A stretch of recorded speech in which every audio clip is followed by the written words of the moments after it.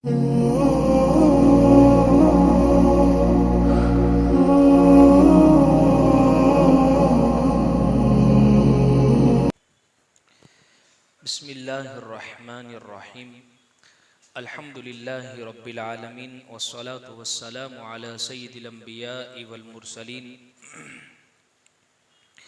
मुहम्मदिन व आलिहि व सहबिहि अजमईन अम्मा बअदु फ़अऊज़ु बिल्लाहि मिनश शैतानिर रजीम बिस्मिल्लाहिर्रहमानिर्रहीम वल्लज़ीना हुम अनिल लग़्वी मुअरिज़ून सदक़ल्लाहुल अज़ीम।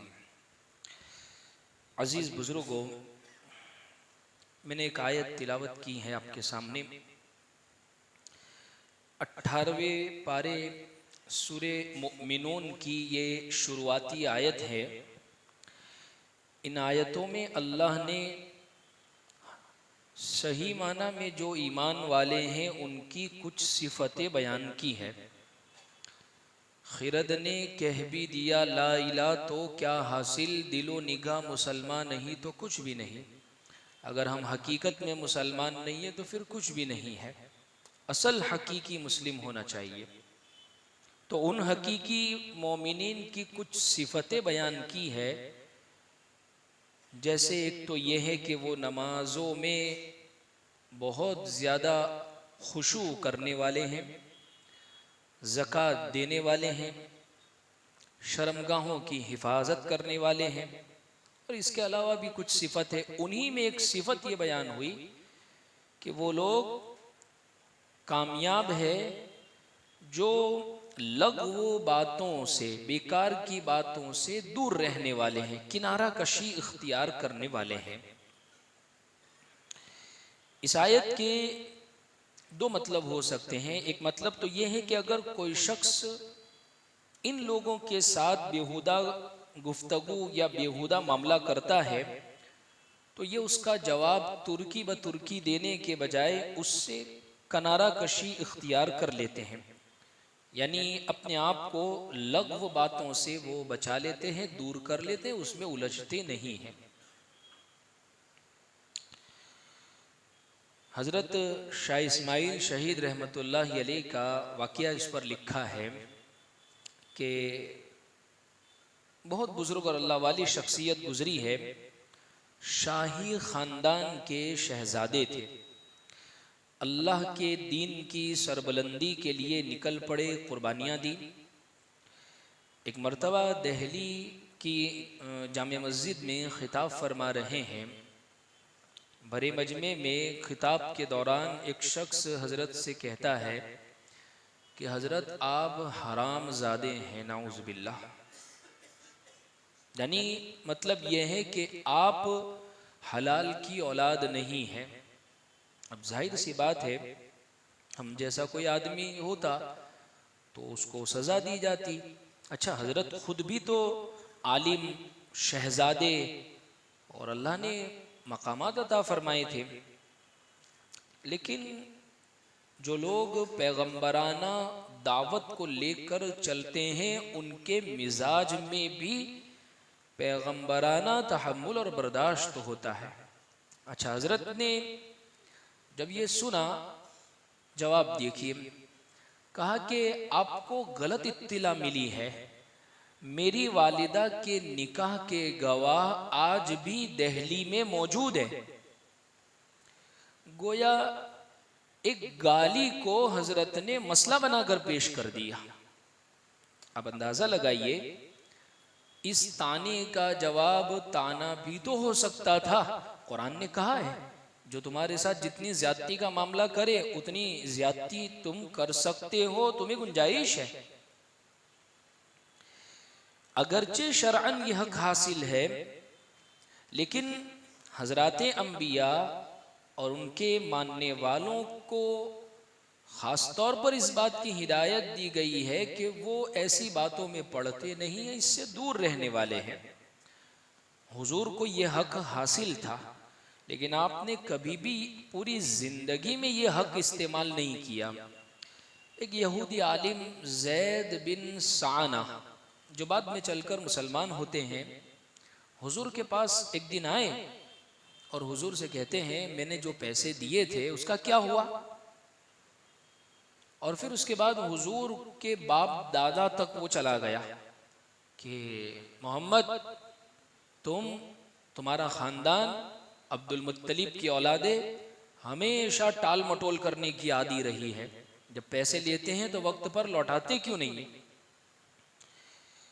अब अंदाजा लगाइए कि अच्छा ये जो शख्स था अभी इसकी तारीख हुई नहीं थी लेने की, अभी 2 दिन के बाद उसको पैसे देने थे, लेकिन 2 दिन पहले आ गया। हजरत उमर रजी अल्लाह अन्हु गजबनाक होते हैं। हजरत उमर रजी अल्लाह अन्हु को गुस्सा आ रहा है। अल्लाह के नबी सल्लल्लाहु अलैहि वसल्लम हजरत उमर से कहते हैं उमर गुस्से न हो, आप उससे कहिए कि आप मोहब्बत से मांगिए और आप मुझे भी कहिए कि मैं अपने पैसे वक्त पर अदा कर दूं। उसके बाद हजरत अबू हुरैरा रज़ी अल्लाह अन्हु को किसी के पास भेजा कि जाओ वहां से पैसे लिया और इनके अदा कर दो। खैर उसके बाद वो शख्स यूं कहते हैं हुजूर मुझे तो पैसों का मुतालबा था ही नहीं, मैं तो ये देखना चाहता था कि किताबों के अंदर तौरात में, मैं यहूदी आलिम हूँ, मैंने किताब में ये बात पढ़ी है, नबी की सारी अलामतें उसमें लिखी है, मैं सब अलामतें आप में देख चुका था, लेकिन 2 अलामतें देखना बाकी थी कि नबी के साथ जो जितनी जहालत का मामला करते हैं नबी का हिल्म और बर्दाश्त बढ़ता ही चला जाता है। मैंने देख लिया वाकई कि मैं आपके ख़ानदान तक पहुँच रहा हूँ, लेकिन आप कैसे बर्दाश्त और हिल्म से काम ले रहे हैं। मैं गवाही देता हूँ कि आप अल्लाह के रसूल है और मैं अल्लाह वहदहू ला शरीक पर ईमान लाता हूँ। ईमान ले आया। बतलाने का मकसद ये है अजीज बुजुर्गों कि अगर कोई गाली दे तो उसने हमारा क्या बिगाड़ लिया, कौन सी आखिरत खराब कर दी, बल्कि हमारे ही दर्जात में इजाफा हुआ है उसके नतीजे में। अगर इंतकाम नहीं लेंगे, दरगुजर कर देंगे, माफ़ कर देंगे तो अल्लाह रब्बुल इज़्ज़त माफ़ कर देंगे। हुजूर सल्लल्लाहु अलैहि वसल्लम इरशाद फरमाते हैं कि जो शख्स दूसरे की गलती को माफ़ कर दे अल्लाह ताला उसकी गलती को उस दिन माफ़ फरमाएंगे जिस दिन उसको ज़्यादा ज़रूरत होगी, यानी क़यामत वाले दिन। आमतौर पर हम इन मामलात के अंदर बदले में या इसी तरीके से बुग़्ज़ में, नफ़रत में भर जाते हैं, क्योंकि हमारा जो ईगो है ना वही सेटिस्फाई नहीं होता है। वो हमारा ईगो इस बात की हमें इजाज़त ही नहीं देता है। मैं कैसे सुन लूँ, मैं तो 10 सुना देता हूँ, मैं तो मुंह पर बात कर देता हूँ, मेरे तो ज़रा भी दिल में रहता ही नहीं है, मैं तो सब बात मुंह पे कहने का आदी हूँ, अपने में तो ज़रा भी बर्दाश्त नहीं है। तो फिर बर्दाश्त नहीं है तो नबी का तरीका तो ये है ही नहीं। एक बुजुर्ग से एक मर्तबा एक सवाल किया गया, हमारी कैटेगरी भी इन तीनों में से ही आएगी। अब दिलचस्प बात है, एक बुजुर्ग से किसी ने सवाल किया कि हज़रत हमने औलिया किराम की बारे में सुना है कि उनकी शान बड़ी अजीब होती है, किसी वली में किसी चीज़ का रंग होता है, किसी वली में नरमी होती है, किसी वली में गज़ब होता है, किसी वली के अंदर सख्ती होती है। तो औलिया किराम की अलग अलग शान होती है, मुझे वो देखनी है वो शान। तो बुजुर्ग ने कहा कि भाई तुम कहाँ इस चक्कर में पड़ते हो, इस फिक्र को छोड़ो, अपने काम में लगे रहो। उस साहब ने बहुत इसरार किया कि नहीं हजरत मैं देखना चाहता हूँ। तो फरमाया कि देखो अगर देखना ही है तो दिल्ली की फुला मस्जिद में जाओ, वहाँ तुम्हें 3 बुजुर्ग अपने जिक्र अस्कार में मशगूल नजर आएंगे, तुम जाकर तीनों की पीठ पर एक एक मुक्का मार देना और फिर देखना कि वलियों की शान क्या होती है। चुनांचे वो साहब गए, वहां जाकर देखा तो वाकईतन 3 बुजुर्ग बैठे हैं, जिक्र में मशगूल है। उन्होंने जाकर पहले बुजुर्ग को पीछे से एक मुक्का मारा, उन्होंने पलट तक देखा भी नहीं और अपने जिक्र में मशगूल रहे। ये पहले बुजुर्ग। जब दूसरे बुजुर्ग को मुक्का मारा तो उन्होंने भी पलटकर उसको वापस मुक्का मारा, ये दूसरे, और फिर अपने काम में मशगूल हो गए। और फिर जब तीसरे बुजुर्ग को मुक्का मारा तो उन्होंने पलटकर उनका हाथ सहलाना शुरू कर दिया कि आपको चोट तो नहीं लग गई। उसके बाद ये साहब जिन्होंने भेजा था उनके पास वापस आए और पूछा कि ये वाकया पेश आया कि एक ने तो वापस मुझे मार दिया, एक ने पलट कर देखा भी नहीं, और एक जो है वो मेरा हाथ सहलाने के लिए लग गए हैं। तो मुझे बात समझ में नहीं आई कि ये इनकी शान कौन सी है। उन बुजुर्ग ने फरमाया कि जरा अब सुनो। पहले बुजुर्ग जिन्होंने बदला नहीं लिया बल्कि पलट कर देखा भी नहीं, उन्होंने ये सोचा कि मैं अपना वक्त बदला लेने में क्यों जाया करूं। अगर उसने मुझे मुक्का मारा तो मेरा क्या बिगड़ गया, अब मैं पीछे मुड़ूं देखूं, वक्त मेरा जाये करूं, जितना वक्त इसमें लगाऊंगा उससे ज्यादा वक्त तो मैं अल्लाह के जिक्र में क्यों ना लगा दूं। फिर फरमाते कि ये जो पहले बुजुर्ग की मिसाल ऐसी है जैसे एक शख्स को बादशाह ने कहा कि तुम मेरे पास आओ, मैं तुम्हें एक आलीशान इनाम दूंगा। अब वो शख्स इनाम के शौक में दौड़ता हुआ बादशाह के महल की तरफ जा रहा है।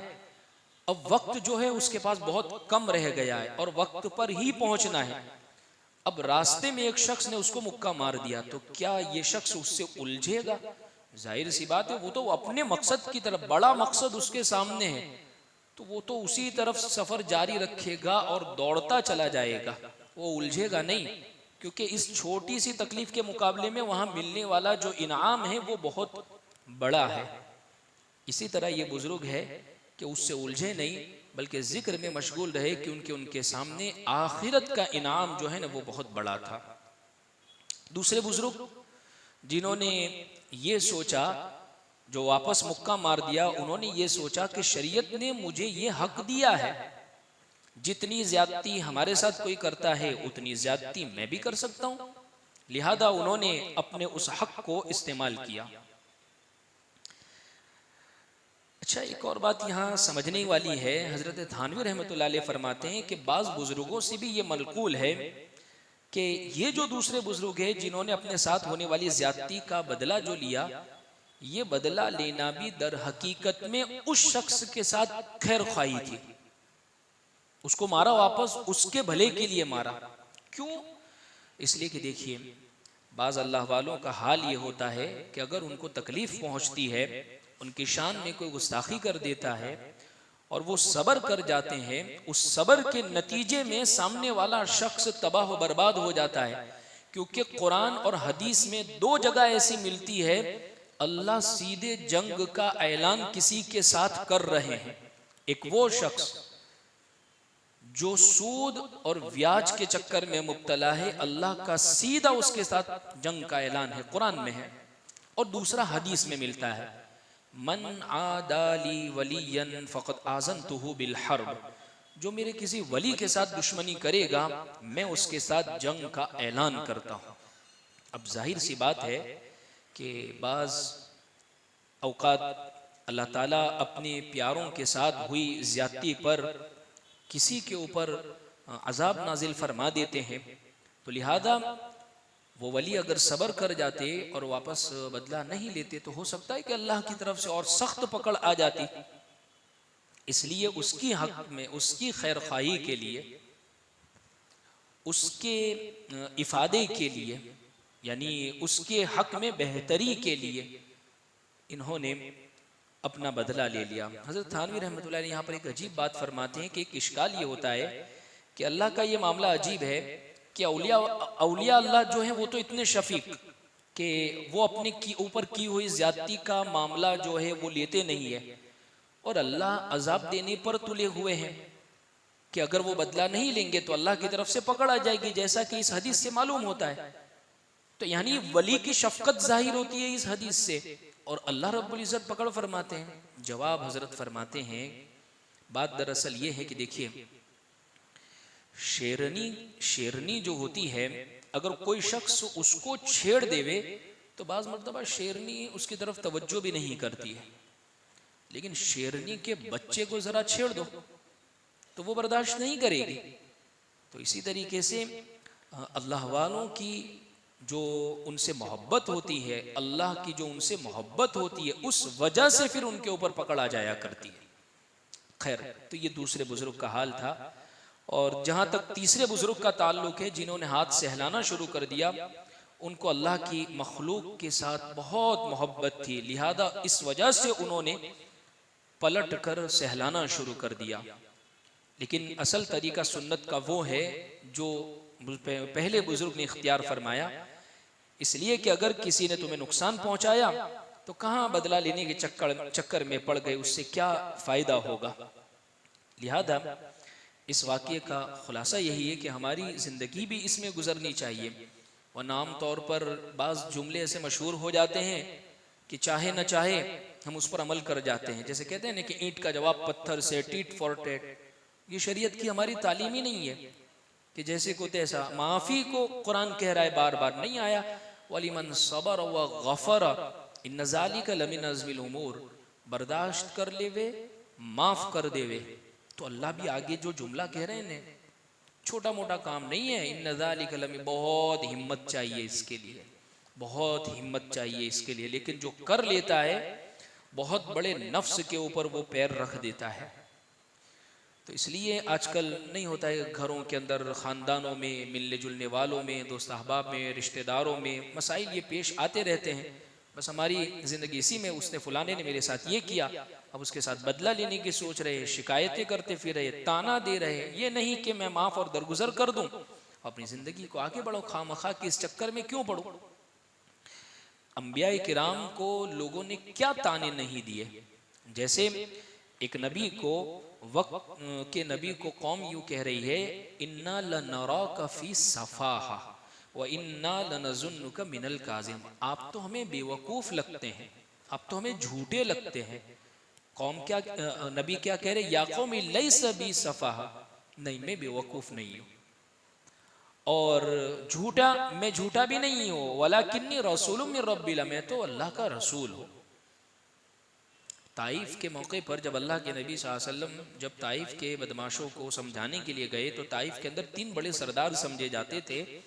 वो नबी के मुंह पर कह रहे, सीधा अल्लाह के रसूल के मुंह पर कह रहे कि अगर आपकी बात हम मानेंगे तो ये खतरे से खाली नहीं है, लिहाजा हम आपकी बात नहीं मानते। दूसरा कहता है आप तो हमें पागल, दीवाने और मजनून मालूम होते। यानी नबी को डायरेक्ट ये बात कही जा रही है।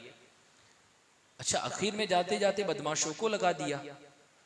लेकिन वही ताइफ में अल्लाह के नबी सल्लल्लाहु अलैहि वसल्लम क्या दुआ कर रहे हैं, अल्लाहुम्मा अश्कु इलैका ज़अफ़ क़ुव्वती व क़िल्लत हीलती व हवानी अलन नास या अरहमर राहिमीन अंत रब्बुल मुस्तज़अफ़ीन अंत रब्बी इला मन तकीलुनी इला बईदिन यतजहमुनी अम इला अदुव्विन मल्लकतहु अमरी इल्लम यकुन बिका ग़ज़बुन अलैया फ़ला उबाली। अल्लाह अगर आप मुझसे नाराज़ नहीं है तो मुझे इन सब चीज़ों की कोई परवाह नहीं है। अल्लाह इन सब को बख्श दीजिए, इनको माफ़ कर दीजिए, इनकी कौमों में, इनके लोगों के अंदर हिदायत के फैसले चला दीजिए। फ़तेह मक्का का जब मौका था, अल्लाह के नबी सल्लल्लाहु अलैहि वसल्लम फ़तेह मक्का में मरवा की जानिब से आप दाखिल होते हैं, ऊँट पर आप सवार है और सूरत पढ़ रहे हैं इन्ना फ़तहना लका फ़तहम मुबीना, और आपकी गर्दन बहुत ज़्यादा झुकी हुई है तवाज़ु में। वरना आम तौर पर जितनी भी कौमें किसी मुल्क में दाखिल हुई है, फातिहाना अंदाज में विक्ट्री हासिल करते हुए वहाँ के लोगों को मार मार कर लोगों ने ख़त्म कर दिया और अपने झंडे उनकी खोपड़ियों के ऊपर गाड़े हैं। हुजूर का अंदाज क्या है, हुजूर दाखिल हुए तवाज़ो के साथ और हुजूर ने ये जुमला इरशाद फरमाया, जो शख्स हथियार नहीं उठाएगा उसको अमन है, घर का दरवाज़ा बंद कर लेगा उसको अमन है, मक्का में आ गया उसको अमन है। अबू सुफियान जो दुश्मन है, हुजूर कहते हैं अबू सुफियान के घर में भी चला जाएगा उसको भी अमन है। अबू सुफियान सोचते हैं कि मैं तो दुश्मन समझ रहा था, मेरे घर को ही हुजूर अकरम सल्लल्लाहु अलैहि वसल्लम ने हिफाजत की जगह बना दिया है। और हुजूर ने फरमाया ला तसरीबा अलैकुम, तुम पर कोई ज्यादती नहीं, जाओ सबको माफ। लिहाजा हुजूर की ये जो सुन्नतें हैं इस पर अमल करने की बहुत ज़्यादा ज़रूरत है। इसलिए जब इंसान वइज़ा मर्रू बिल्लग़वी मर्रू किरामा, अल्लाह रब्बुल इज़्ज़त अपने बंदों की ख़ास सिफत बयान फरमाते हैं कि जब वो झगड़े, मारपीट या ऐसी चीज़ों के पास से गुजरते हैं तो वो बहुत शरीफाना अंदाज में, न कोई बदला, न कोई दिल में ऐसी झगड़े की चाहत, बस बहुत नरमी के साथ गुजर जाते हैं। लिहाजा जब भी किसी से तकलीफ पहुँचे ये सोचे कि मैं बदला लेने के चक्कर में कहाँ पड़ूँ, अल्लाह उसको माफ़ करे। असल में होता यह है कि एक शख्स ने आप हमारे साथ ज्यादती की है, अब आपने उसके साथ ज्यादती कर ली, दूसरा शख्स ने आपसे मारा है, आपने उससे बदला ले लिया, तो ये अदावतों का सिलसिला फिर चलता ही रहेगा। एक छिल्ले कहते हैं ना कॉम्प्रो, छिल्ले कहते हैं ना सुलह, कहीं तो आकर वो रुकेगा, उसको रोकना ही पड़ेगा। कॉम्प्रो होता ही है, कितना भी बड़ा मसला हो सुलह होनी है, लाजमी ही है अगर इंसान है तो। अगर ज़मीर जिंदा है तो क्यों ना पहले ही दिन से उसको माफ कर देवे।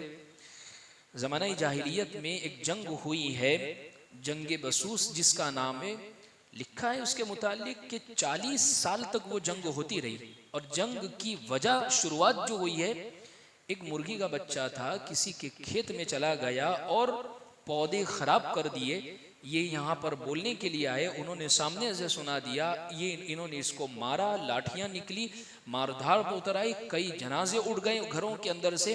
मरते मरते भी फैमिली को कहकर जाते कि ये जंग रुकनी नहीं चाहिए, यहाँ तो हमारी नाक का मसला आ गया है। 40 साल तक ये लड़ाई चलती रही। अगर हुजूर की सुन्नत पर पहले दिन पर, कुरान की आयत पर पहले दिन पर अमल हो जाता, वल्लज़ीना हुम अनिल लग़्वी मुअरिज़ून, तो ये झगड़ा बहुत आसानी के साथ हल हो सकता था। इसलिए आज ये जो आदाब पढ़े गए हैं, इन तमाम आदाब का खुलासा यही है कि हमेशा हमें इस बात की फिक्र करनी चाहिए कि बुराई का बदला अच्छाई से देना चाहिए। अगर हम अल्लाह के नबी के उम्मती हैं तो अल्लाह हमें इन बातों पर सही माना में अमल की तौफीक अता फरमाए। व आखिर दावाना अनिल हम्दुलिल्लाहि रब्बिल आलमीन।